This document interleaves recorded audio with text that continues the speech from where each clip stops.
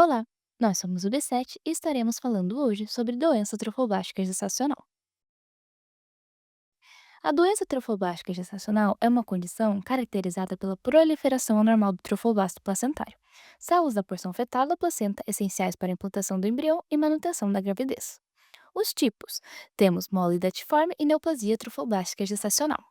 Alguns fatores de risco para desenvolvimento, principalmente da mola, são ter mais de 40 anos, mola em gestação anterior, dentre outros, como tabagismo, abortamentos prévios e inseminação artificial. Sobre a mola datiforme, pode ser completa ou parcial, sendo a mola completa diploide, cromossomos todos de origem paterna e embrião ausente.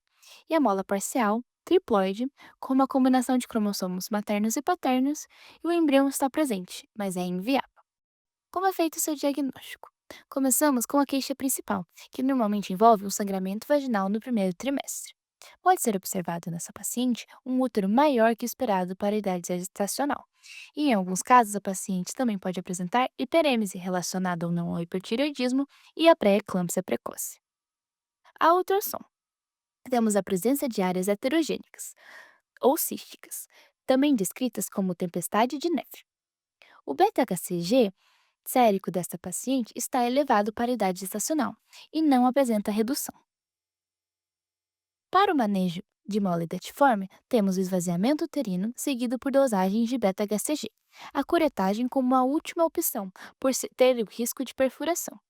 E em mulheres de 40 anos, devemos considerar a esterectomia, pois reduz o risco de neoplasia trofobástica gestacional, mas o segmento nessas pacientes ainda é necessário. Sobre o segmento pós-molar.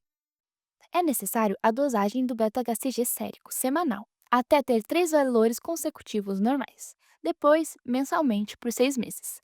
É crucial que tenha contracepção rigorosa por todo esse período. Em seguida, iremos falar da outra doença trofobástica gestacional, a neoplasia trofobástica gestacional pós-molar.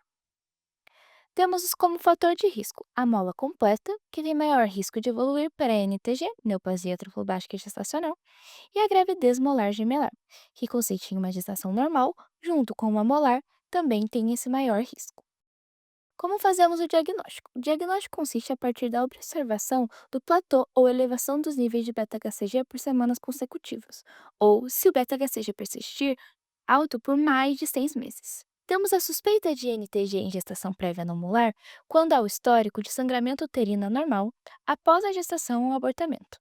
Metástase e sítio desconhecido em mulher da menor. Agora temos com o seu estadiamento. Seu estadiamento vai do 1 ao 4, sendo o 1 o útero, 2 limitado à vagina e anexos, 3 nos pulmões e 4 outros sítios, como o cérebro e fígado. A investigação para esse estadiamento inclui exame físico e exames de imagem.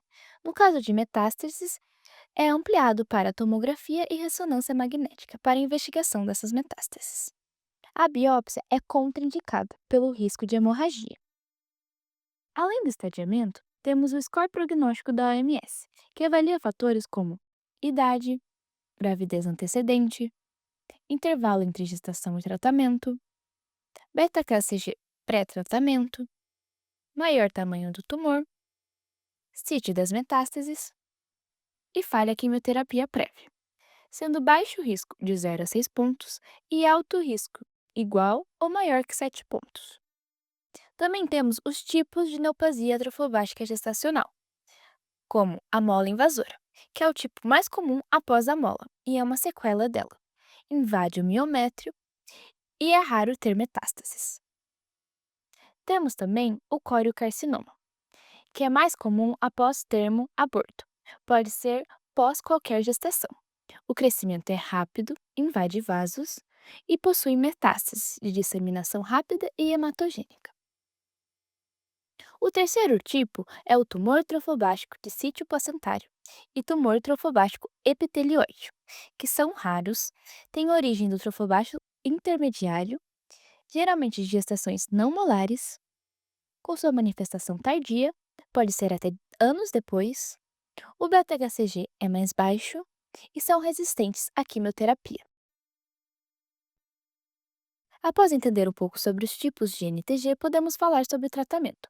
sendo que o tratamento de baixo risco consiste na monoterapia com metotrexato ou actinomicina D, dando preferência pelo tratamento com metotrexato em regimes de 8 ou 5 dias e da actinomicina D em regimes de 5 dias.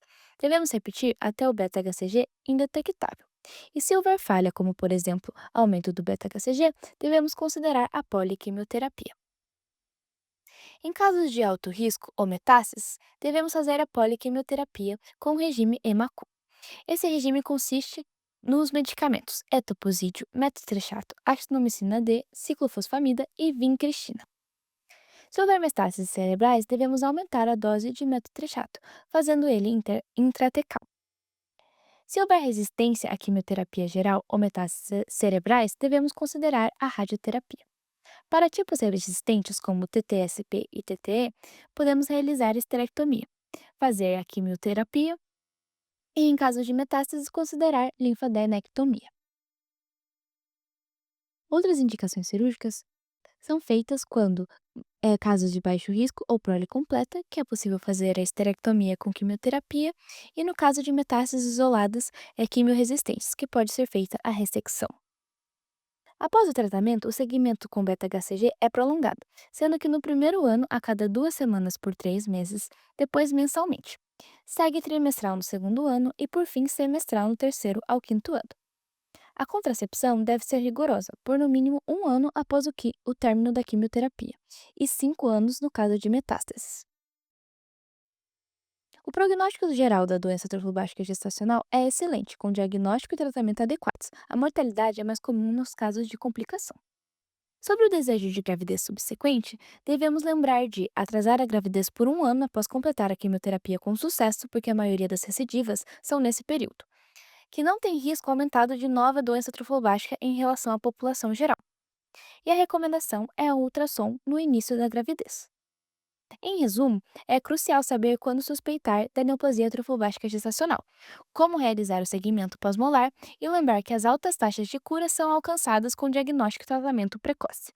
Um checklist de manejo inclui confirmação diagnóstica, estadiamento, referência a centros especializados, aconselhamento sobre contracepção, plano de segmento e orientações para futuras gerações.